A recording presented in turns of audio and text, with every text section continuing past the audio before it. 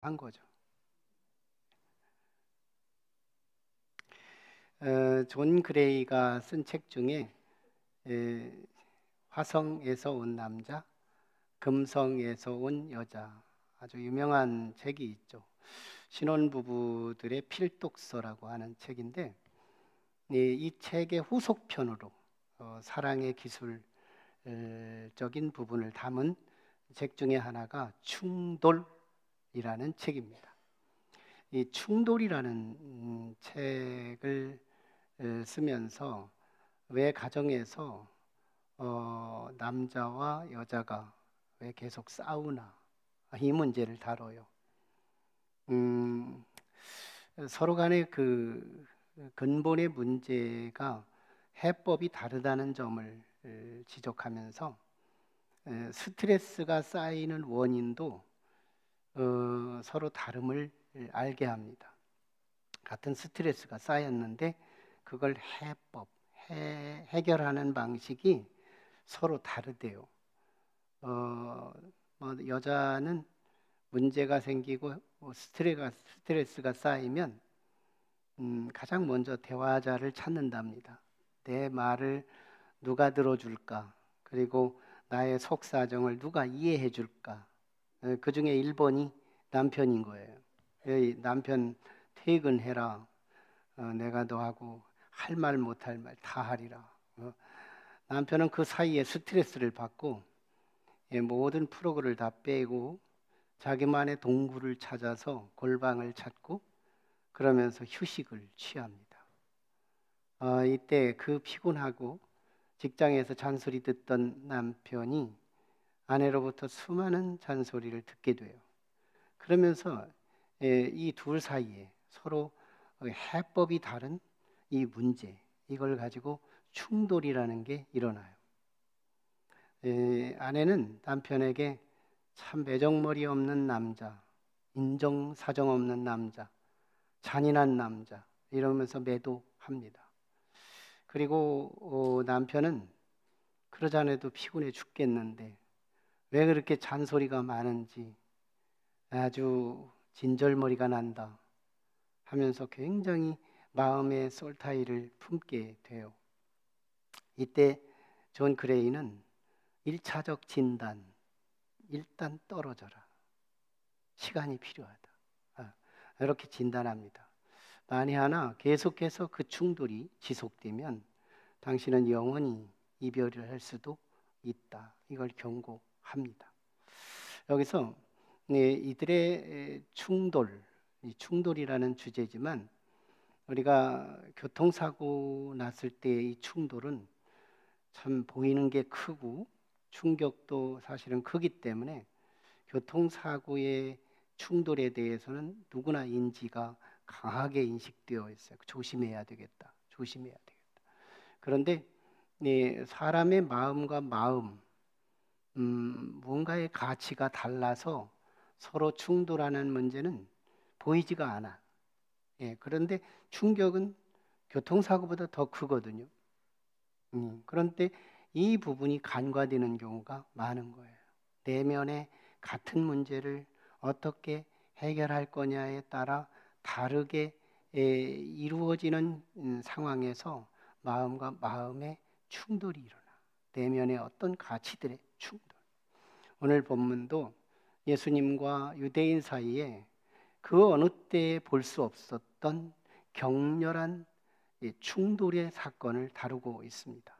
엄청난 충돌이 일어나요.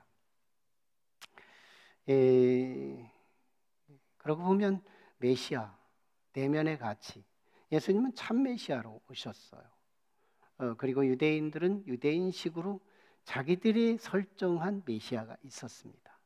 똑같은 메시아라는 주제를 서로 가슴에 두고 예수님은 내 내면에 아버지의 심부름꾼 참 아들로 오셨고 유대인들은 자기들이 설정한 정치적인 메시아, 경제적인 메시아, 이 세상에서 잘 먹고 잘 사는 나의 헬퍼로서의 메시아, 이 그림과 맞지 않는 그런 과정에서의 내면의 충돌이 일어납니다. 엄청난 충돌이 돌까지 들어요. 네. 오늘 이 본문은 지난주의 말씀에 이어서, 그러니까 1절로 21절, 9장에서부터 10장 1절로 21절까지가 사실은 초막절의 절기 배경에서 주신 말씀이에요. 초막절. 그런데 오늘 22절부터는 수전절의 배경으로 시작됩니다. 수전절. 그러니까 이 초막절과 수전절의 그 일정 기간은 약 3개월 정도가 텀이 있어요. 그러니까 오늘 21절과 22절은 바로 이웃한 사건이 아니라 시간이 3개월 뒤에 일어난 사건입니다. 이걸 수전절 한겨울이었다고 오늘 본문을 말하면서 사도 요한은 이런 식으로 시간을 우리에게 감지하게 합니다. 시간 감지. 자, 근데 수전절에 이루어졌다는 점이 오늘 우리의 예배와 일치되는 점이 있어요. 실제로 알렉산더 대왕이 이 세계 정책을 세워서 전쟁을 하면 백전백승을 합니다. 젊은 나이에 30대 장군으로 전쟁을 치르는데 뭐 나라를 다 석권해요. 그래가지고 알렉산더 대왕이 굉장히 큰 제국을 이뤄요. 그런데 그가 일찍 죽어요. 30대 후반에 죽습니다. 그러자 그의 4대 장성들, 별들이 이 대표 장군들이죠. 이 장군들이 서로 아기다툼을 하다가 4개로 나눠요. 우리 합리적으로 나누자, 이 제국을. 그런데 팔레스타인, 즉 이스라엘을 중심으로 한 지역을 맡았던 왕, 헬라 제국의 왕이 셀리쿠스 황제가 맡게 됩니다. 그 황제의 7세가 되는 이 사람이 헬라화 정책을 펴니다. 헬라 제국이니까 모든 지구촌에 있는 많은 나라들은 다 헬라 정책에 따르라 명령을 내렸더니 히브리 사람들이 안 따라요. 히브리 사상은 일원론이고 헬라 사상은 이원론이 된 거예요. 그러니까 이원론에서 일원론을 설득하려니 고집불통인 거예요. 그래서 유대인들을 말살하자 해가지고 그 말살하는 상징 정책이 성전을 폐쇄시키는 거예요. 그래서 이 셀리쿠스 황제의 7세 왕이 이 성전에 돼지떼를 들고 들어갑니다. 이 돼지떼 들고 가서 칼제비들 함께 들여보내가지고 살아있는 돼지들을 성전에다 목을 치게 만들어요. 목을 탁 치니까 이 살아있는 돼지들이 통증이 오니까 나 죽겠다고 막 뛰어다니면서 피를 뿌려요. 성전을 더럽힙니다. 엄청나게 유대인들의 기를 죽이기 위해서. 안 따르니까 정치적으로 우리는 유일신 하나님만 섬긴다고 하면서 따르지를 않으니까 이런 박해를 하게 돼요. 그러면서 이제 거기다가 헬라 제국의 우상까지 섬기게 만들어요. 그러다가 BC 165년도쯤에 마카비오 형제가 아마 호전적인 그런 기질을 갖고 있었던 것 같아요. 유대인들이 그 형제를 의지해서 전쟁을 치르는데 예루살렘 성전을 탈환합니다. 165년도에 탈환을 해요. 그리고 그곳에 리모델링을 해요. 여기에 이제 막 회파된 부분이 있고 피 묻은 것이 있고 더럽혔고 우상 숭배했고 그래서 이걸 다시 막 개조를 많이 합니다. 그리고 제2차 봉헌 절을 지켜요. 이것이 수전절이에요. 제2차 봉헌주일. 그러니까 거기는 절기가 일주일 또는 8일 절기를 드리는데요. 너무너무 기쁜 축제의 절기. 이 절기에 예수님이요 예루살렘 성전에 거니십니다. 솔로몬 행각, 솔로몬 정자를 향해서 양쪽에 기둥들이 쭉 서 있는 그 거리를 거닐고 있는 거예요. 이렇게 거닐고 있는데 갑작스럽게 유대인들이 나타나더니 성난 군중같이 예수님을 포위해버리는 거예요. 포위하고 꼼짝달싹할 수 없게 만들어요. 예, 그러면서 예수님에게 위협적인 말을 합니다. 당신이 언제까지 우리의 마음을 의욕하게 하느냐? 만일 그리스도라면 우리에게 밝히 말하라. 이렇게 막 명령을 해요. 그리스도라면 밝히 말하라? 마치 믿을 것 같이 말하지만 실제 예수님에게 말을 시켜서 실현하게 하고, 그래서 고발감을 찾기 위해서 그렇게 말을 합니다. 자, 그런데요, 고발감을 찾기 위해 이렇게 말을 했지만, 네, 저들이 정말 주님 말씀대로 지금 성전에 와서 고발감을 얘기하려고 말했지만, 예수님의 그 제자들은 벌써 예수님을 싫어하고 있는 모습을 보게 돼요. 여러분, 유대인들은 예수님을 왜 싫어했을까? 지금 지도자들이 예수님을 싫어한 이유, 예수님이 선한 목자로 오셨다고 지난주에 설명한 것과 상관됩니다. 실제로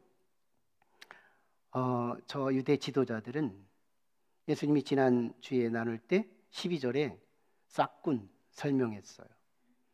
8절에 강도, 도적 설명했습니다. 10절에 강도는 멸망시키려는 것으로 왔다고 설명합니다. 실제는 저들이 양들이 예수님이 목자로 오시기 전까지는 유대인들을 핸들링 하는데 언제든지 양을 잡아먹고 싶으면 잡아먹는데 자유로웠던 거예요. 너무 자유로워요. 그런데 목자가 나타난 거예요. 그러니까 저들은 목자를, 양들을 함부로 해결할 수 없기 때문에 예수라고 하는 선한 목자가 나타난 뒤부터 저들이 이 유대인들을 함부로 할 수 없는 사람이 상대가 됩니다. 그러니까 싫은 거예요. 더군다나 예수님이 지난주에 선한 목자라고 소개하잖아요. 선한 목자. 선한 목자가 뭔데요? 양 한 마리를 안 놓치는 자. 차라리 내 눈에 흙이 들어가도 내가 죽을 망정 내 생명 걸고 내 뒤에 있는 양을 지키겠다는 이런 선한 목자. 그래서 저들이 예수님을 싫어했던 거예요. 여러분, 유대인들은 메시아 대망 사상으로 역사적으로 지내왔어요. 메시아가 왔으면 좋겠다. 유대의 역사를 검토해 보면 질곡의 역사가 많아요. 참 외침도 많았고 분란도 많았던 나라였습니다. 그런데 그때마다 민족 공동체의 위로가 됐던 게 뭐냐면 메시아 대망 사상이었어요. 메시아가 언제든지 오면 우리는 평정된다. 우리의 역사는 평화가 온다. 그래서 아무리 힘들어도 그들에게는 이 위로가 언제나 메시아를 기다리는 거였어요. 자, 그런데 정작 메시아가 왔잖아요. 근데 저들이 메시아를 싫어해요. 오늘 24절에 보면 왜 너는 의욕해 하느냐라고 말을 합니다. 우리를 왜 우리 마음을 의욕해 하느냐. 이 의욕이라는 단어로 사용하면 유대인들의 가슴을 별로 명쾌하게 해석이 안 돼요.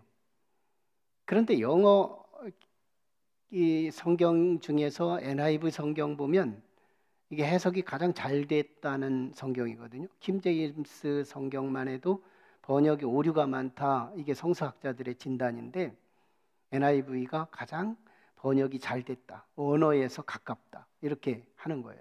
NIV 성경에서 우리 개역 개정판의 의혹이라는 단어를 뭘로 쓰고 있느냐면 이 굉장한 단어를 사용하고 있어요. 서스펜스. 이 서스펜스 단어는 우리에게 불안과 초조, 너무너무 스트레스가 가장 찼을 때 이 서스펜스라는 단어를 사용합니다. 그러니까 유대인들이 지금 예수님 메시아가 왔다고 하는 저 메시아 앞에서 밤잠을 못 자는 거예요.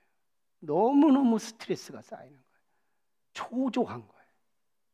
초조하다. 왜 예수님 앞에서, 그렇게 대망하던 예수님 앞에서 저들이 초조할까? 예, 이유가 두 가지입니다. 첫째는 저들의 삶에 재미가 있는 거예요. 나름대로 유대인들이 예수님이 없어도 살기가 좋은 거예요. 이건 죄와 상관이 있습니다. 모든 죄는 즐거움이 동반돼요. 그래서 죄는 들어가면 빠져나오기가 쉽지가 않습니다. 다 재미를 동반하기 때문에. 네, 이 경제생활, 먹고 살기 좋고 나름대로 떵떵거리며 살고 있는 저들에게 굉장히 어려운 거예요.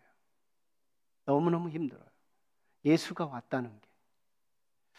오늘날도 이게 우리에게도 필요합니다. 주님이 다시 오시는 것이 우리의 기다리는 주님이죠. 다시 오시면 좋겠다. 우리의 대망은 재림주입니다. 그 주님이 실제로 오늘 오면 여러분들은 지금 손들고 오늘 말고 내일 와주시죠 할 사람들이 꽤 많아요. 실제로요, 우리가 60년대 70년대 저는 우리 부여에서 신앙생활을 했는데 백마강변에서 교회 연합 집회를 할 때마다 아주 고정 찬양이 있었어요. 고정 찬양. 이게 뭐예요? 주님 고대가. 여러분, 이 주님 고대가 한번 가사 올려주시고 함께 좀 한번 불러봐요. 주님 고대가를 보면 이게 얼만큼 그 시대의 사람들의 마음을 읽어주고 있는지 몰라요. 그때는요, 구름이 이상하게 떠도 주님이 오실 것 같았고 실제는 오셨으면 좋겠는 거예요. 한번 불러봐요. 시작. 낮에나 밤에나 눈물 머금고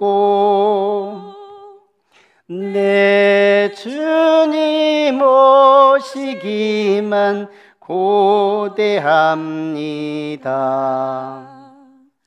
가실 때 다시 오마 하신 예수님, 오 주님 언제나 오시렵니까? 아멘. 여러분, 힘들고 어려울 때 이 찬양 불러봐요. 오늘 왔으면 좋겠어요. 그런데 대부분 먹고 살기 괜찮을 때 이 찬송 불러봐요. 아무 마음이 와닿지 않아요. 유대인들이 그랬답니다. 사는 게 재미가 있는 거예요. 메시아를 그렇게 대망했던 그들이 정작 메시아가 왔을 때는 그렇게 힘들어했대요. 초조했대요. 불안했대요. 밤잠을 못 잤대요. 그게 언제까지 우리를 스트레스를 줍니까? 언제까지 우리에게 서스펜스 합니까? 그리스도면 확실히 좀 말해 보십시오. 두 번째는요, 예수님의 양이 아니었기 때문이래요. 주님 말씀하시는 거예요. 너희는 내가 양이 아니기 때문에 나를 지금 경계하고 있고 나를 따르지 않는 거라고. 만에 하나 너희가 양이었다면 나를 분명히 따랐을 거라고 하면서 양과 목자의 관계를 간단하게 또 설명합니다. 25절에서 30절까지. 그러면서 주님이 아주 그 유명한 그리스도인이라면 누구나 암기하고 있는 요절, 오늘 10장 28절 29절 말씀 한번 우리가 읽어보도록 하겠습니다. 같이 보세요. 자, 시작. 내가 그들에게 영생을 주노니 영원히 멸망하지 아니할 터이요 또 그들을 내 손에서 빼앗을 자가 없느니라. 그들을 주신 내 아버지는 만물보다 크심에 아무도 아버지 손에서 빼앗을 자가 없느니라. 아버지는 하나이니라. 네, 이 말씀을 보면 예수님이 두 가지 의미를 담고 있습니다. 너희들 싹군이지? 이런 함축이 돼 있는 거예요. 너희들 도둑이지? 내 양떼들 함부로 대해왔지? 난 선한 목자야. 근데 이 양떼들 내 손에서 빼앗기지 않아. 그리고 내 아버지 손에서도 결코 뺏기지 않아. 절대 보호야. 내가 저들 절대 보호할 거야. 경고예요. 또 하나는 초대입니다. 너희들이 내 양이었으면 나도 너희를 그렇게 보호할 거야. 너희들이 회개하고 내 양으로 들어와. 그러면 내가 너에게 선한 목자가 될 거야. 초청이에요. 똑같은 말씀이지만 경고요, 초대이기도 해요. 또 하나는요, 나는 아버지와 같은 존재야. 28절에서요, 양을 보호하는데 내 손에서 양들을 하나도 안 뺏길 거야 말씀한 그 손, 내 손 얘기예요. 예수님의 손이에요. 29절은요, 내 아버지 손에서 양들을 하나도 안 뺏기겠다는 거예요. 내 아버지 손에서. 그러니까 28절에서 예수님의 손, 29절에서 하나님 아버지의 손, 둘 다 똑같이 무슨 일을 해요? 양을 보호하고 지키겠대요. 그러므로 주님이 30절에 이렇게 결론 맺습니다. 나와 아버지는 하나이니라. 유대인들은요, 이거 신성모독으로 여깁니다. 갑자기 유대인들이 화가 더 치밀어요. 지금까지도 스트레스, 서스펜스 상태였는데 이제는 화가 치밀어 올라가지고 그 가까운 돌을 하나씩 딱 들더니 당장 가늠하다 현장에서 이 잡힌 여자를 때리는 것처럼 때리려고 하는 거예요. 그래서 주님이 말합니다. 내가 지금까지 선한 일을 행해 왔는데 내가 한 일 중에 무슨 일 때문에 나에게 돌을 쳐서 죽이려고 하느냐, 이렇게 말을 합니다. 유대인들이 이렇게 말해요. 네가 착한 일을 했기 때문에 우리가 죽이려고 하는 게 아니라 너는 우리와 똑같은 사람인데 네가 하나님이라고 말하니, 하나님의 아들이라고 말하니 신성 모독이기 때문에 너를 죽이려고 하는 거다, 이렇게 말을 해요. 예, 그러자 우리 주님이 논박을 두 가지로 합니다. 논박. 우리 주님의 이 지혜가 쏟아지는 내용인데요. 첫째, 성경을 근거해요. 구약 성경. 구약의 시편 82편 6절에, 오늘 34절에 주석에 보면 율법이라고 해놓고 기억자 써놓고 주석 달았거든요. 각주를 달았는데 시편 82편 6절 말씀을 다뤄요. 거기에 재판장들의 하나님의 말씀을 주고 이 말씀을 가지고 선악간에 판단하라 하고 판사들에게 말씀을 줍니다. 그리고 나서 하나님이 뭐라고 말하는, 하나님의 신이라고 말해요. 내 신들이라고. 그래서 신들에게 말씀하시는 하나님으로 말합니다. 그러니까 구약의 전통에 이게 있는 거예요. 유대인들이 성경을 백독, 천독을 했는데도 이게 안 보였는데요, 예수님이 이걸 쪽집게처럼 찍어 말하면서 말씀을 했을 때요, 저들이 설득을 안 당할 수 없는, 어쩔 수 없는 유구무원의 상태까지 빠지는 거예요. 딱 집어주잖아요, 성경의 근거를 가지고. 그러면서 우리 주님의 천재적인 논법, 격상법을 제시해요. 격상법은 하위의 사실 근거를 가지고 영원한 진리를 강조하는 내용입니다. 여기에 중간에 접속사가 하물며예요. 하물며. 자, 너희들아 잘 봐라. 구약의 전통에는 하나님의 말씀을 품고 전하는 사람만 해도 신이라고 했다. 이거 시편 82편 6절에 기록되어 있다. 그런데 하물며 하나님 아버지가 나를 세상을 구원하라고 이 땅에 보낸 내가 하나님의 아들이라고 말하는데 이걸 신성모독이라고 하느냐? 너 그럴 수 없다 하면서 지금 말씀하는 거예요. 이 논박. 이쯤 되면 저들은 유구무원이고요, 아멘 할 수 있습니다. 제대로 된 하나님의 사람이라면 아멘이 저절로 나올 수밖에 없는 거예요. 성경적으로도 그렇고 논리적으로도 딱 그러니 논박할 수 없으니 인정해야 할 시간입니다. 그런데 저들은 끝게 믿지 않아요. 그리고 예수님을 체포하려고 해요. 잡으려고 해요. 그래서 주님은 쑥 빠져나가요. 얘기는 여기까지. 오늘은요 다양한 얘기했지만요 한 가지밖에 한 게 없어요. 충돌. 진짜 메시아 앞에서 내가 설정한 내 내면의 메시아와 충돌된 거예요. 이거 이외에 아무것도 없어요. 왜 그리스도, 사실 그리스도와 진리 그리스도와 선한 목자와 왜 내가 만든 내면의 세계에 어떤 메시아, 내가 만든 예수가 없이도 능히 살 수 있는 그 해법, 노하우, 휘브리스, 나만의 주님 없어도 나는 능히 살 수 있다는 자신감, 교만함, 이런 것이요, 내가 만든 메시아가 됩니다. 오늘날도요, 말씀이 선포되는 현장, 세상에 나가서 복음을 증거하는 현장, 어디든지 이 충돌은 보이지 않게 꽈당꽈당 일어나고 있다는 거예요. 여러분들은 이 교회에 다 선한 양만 오는 것 같지만 이 교회는 가끔씩 신천지가 와요. 제 눈에는 보입니다.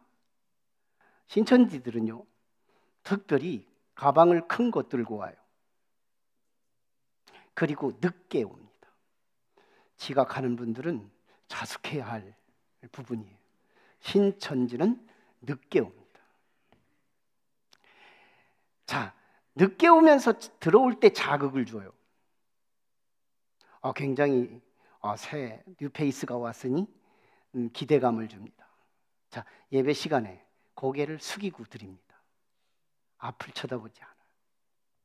자, 그리고 자극도 없는 메시지를 전했습니다. 언제나 제 설교는 앞에 평이한 얘기를 하고 나중에 자극적인 메시지를 전하는데 아직 자극이 안 나왔어요. 그런데 그는 지금 화가 치밀어 오릅니다. 그래서 절정으로 들어가기, 진짜 메시지가 나와야 할 그 시점에 그는 팔딱 일어나요. 한 달 전에 있었던 일이에요. 팔딱 일어나요. 그리고 그 큰 가방을 비행시켜가면서 등에다 맵니다.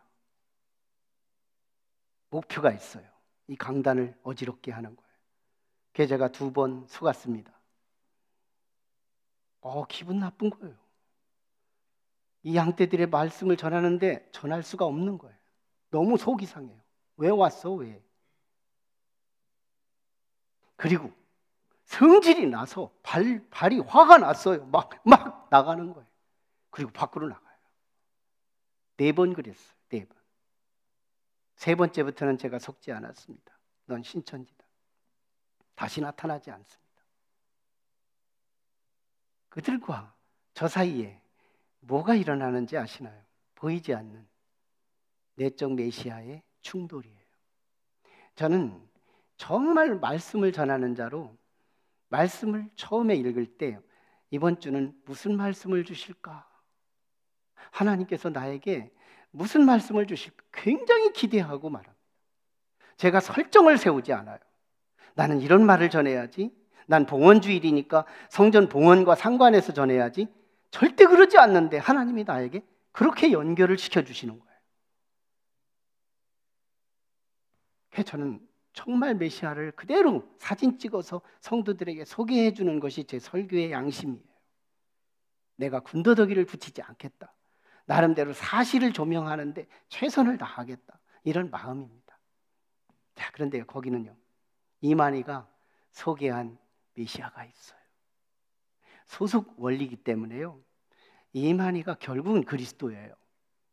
결국은 아전인수 그리고 궤변을 가지고 어떻게든지 이만희는 그리스도로 만들어 가거든요. 이 시대의 사실 그리스도로. 그 그리스도와 내 그리스도는 안 맞는 거예요. 충돌이 일어나요. 그래서 결국 이 강단을 어지럽히게 만들어요. 그럼 전체가 다 영향을 입거든요. 지혜도 있어요.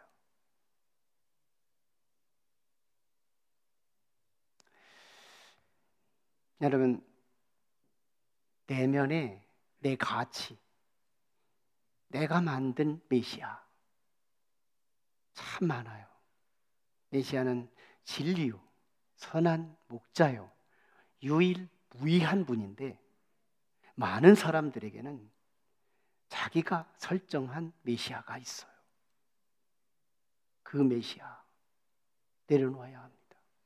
그 메시아 비워둬야 합니다. 그 메시아가 비워질 때 우리는 진짜 메시아, 선한 목자, 빛으로 오신 주님, 그 주님을 영접할 수 있게 되는 거예요. 여러분, 22절에 수전절이라고 시작한 건 두 번째 의미가 있어요. 여러분, 유대인들이 성전을 잃어버렸어요. 그런데 수전절에 성전을 찾았어요. 잃어버렸다 찾은 기쁨. 그래서 수전절 8일 동안은 불을 끄지 않습니다. 이 불은 기쁨의 불이요, 환희의 불이요, 천국의 불이에요. 의미상의 불이에요. 그런데 이 수전절에 주님이 성전을 거닙니다. 의미상의 불, 상징적인 촛불, 거기에 실제 빛, 참빛, 하늘에서 보낸 그 빛이 이곳에 온 거예요. 왜? 잃어버린 성전은 다시 찾았어요. 그런데 잃어버린 백성은 아직 못 찾았어요. 그래서 이제 잃어버린 백성을 하나님과 이스라엘 백성과 만나게 시키러 참 빛으로 이 성전에 지금 거니는 거예요. 근데 저들이요, 자기의 불로, 내 불이면 충분하다고, 이 불이면 충분하다고, 주님 불 따위는 필요치 않다고 끝내 거절하고 죽이려고 하고 적대하다가 결국 돌아온 게 뭔지 알아요? AD 70년에 유대의 멸망, 2000년을 디아스포라로 헤어지며 국토를 잃어버리고 백성을 잃어버리고 나라를 망국하며 비운을 경험할 수밖에 없었던 이유는 메시아를 거절한 죄였습니다. 오늘 성경이 말하고 있는 것이 있어요. 충돌이 아니라 영접이라. 요한복음 1장 21절에 영접하는 자, 그 이름을 믿는 자들에게는 하나님의 자녀가 되는 권세를 주셨는데, 우리 안에 누구를 영접하라고요? 메시아를 영접하라고요. 실제 메시아, 빛 되신 메시아, 선한 목자 되신 그 메시아, 그분이 우리 안에 주인으로 모셔야 한다는 거예요. 그분이 들어오면 그분이 우리를 어떻게 한다고요? 영원히 멸망치 아니할 터이니 내 손에서 빼앗을 자가 없고 내 아버지 손에서도 빼앗을 자가 없다고 하며 영원 보존을 보증하고 있다는 거예요. 예수님의 제자들이 그랬어요. 제자들이 예수님 옆에서 사역을 3년 반 했지만 자기가 생각한 메시아와 여기 오신 메시아와 계속 충돌하면서 거듭나지 못해요. 정치적인 메시아, 경제적인 메시아. 그러다가 나중에 다 주님 십자가에 돌아가시고 난 이후에 부활하신 주님 만나고도 온전히 돌아오지 못하다가 사도행전 2장에서 성령 조명받고 성령 후레시 받고 그때서 예수님 승천하신 이후에 통째로 메시아를 아멘 받아들여요. 사도 바울이 그랬습니다. 성경에 박식한 사도 바울. 그 박식 때문에 얼마나 많은 그리스도인들을 죽이는지, 감옥에 가뒀는지. 다메섹 도망가는 사람은 추격하지 않는 법이 전쟁의 상식인데도 도망가는 그리스도인들을 체포하러 다메섹까지 쫓아갔던 그러나 성령의 불빛으로 그는 거꾸로뜨림을 당해요. 그리고 통째로 예수님을 영접해요. 아우스티누스는 자기 나름대로의 이상을 가지고 참 메시아를 찾으러 다닙니다. 자기 설정된 그것이 모니카의 기도와 함께 결국은 다시 돌아와 예수 그리스도를 통으로 모시고 우리 기독교의 조직신학의 아버지가 됩니다. 마틴 루터는요, 복음을 잘못 알고 무릎팍으로 기어다니며 계단을 오르내리며 뼈타기가 나와서 너무너무 고통이 심해도 내가 구원받기 위해서는 무릎으로 걸어야 된다고 하면서 고행을 일삼아요. 그러다 어느 날 성경을 보면서 로마서 1장 17절에 오직 의인은 믿음으로 말미암아 살리라 함과 같으니라 섬광처럼 빛나며 이 복음이 예수 그리스도를 영접하는 계기가 됩니다. 여러분, 그리스도인들에게도요 고난이 있어요. 그리스도인들에게도요, 어려움이 있어요. 고난은 의인이건 악인이건 교인이건 안교인이건 상관없이 가는 것이 하나님의 공의예요. 이 세상에 살아가는 모든 사람에게는 이 고난들을 뿌려줍니다. 골고루 뿌려주죠. 그런데요, 그 안에 참 그리스도가 있는 사람은요, 그 속에서도요, 마취주사를 맞아가며 아파요. 마취주사를 맞아본 사람들은 알 겁니다. 고통은 고통인데요, 그럭저럭 살만해요. 이 중에서 제가 단골 멘트처럼 말씀하는 게 있어요. 여기 중에 있습니다. 그 가정은 입체적이에요. 고난이 너무 많아요.